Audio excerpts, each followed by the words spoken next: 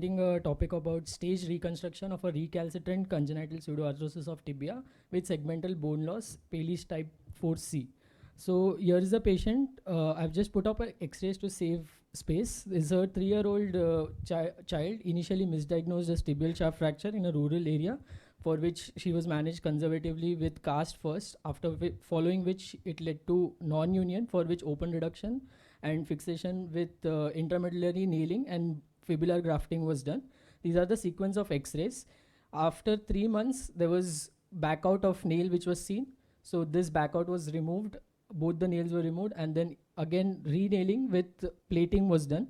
After follow-up of this revision plating, as we can see in the subsequent X-rays, the plate led to failure, and there was reabsorption of the bone graft which was initially used.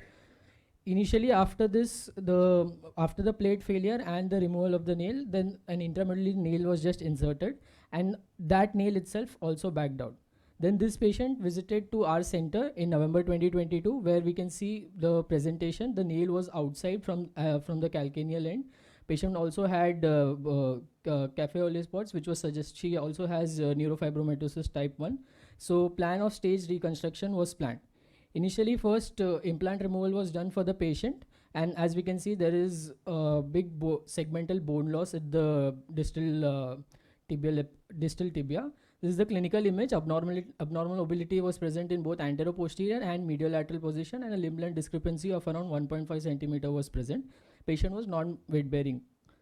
So we planned for stage mascule procedure first. So stage 1 mascule was done, where there was freshening of the tibial ends and insertion of an antibiotic impregnated PMMA spacer. After 9 weeks, we planned for contralateral iliac crest bone grafting plus fibular stud grafting, which was fixed with an intramedullary nail.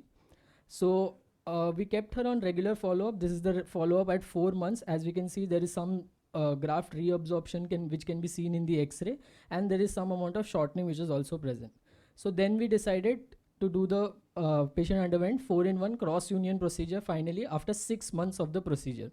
So here we can see there was initial reabsorption of the graft which was restored and kept in the procedure, and it was fixed with a 4-in-1 cross-union which was described by Dr. Paley's.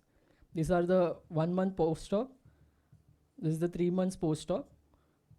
9 months post-op, where we can see in 3 months and 9 months there is good union which is achieved.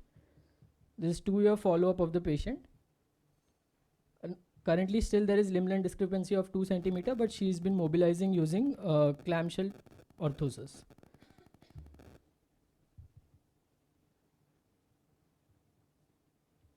That's it.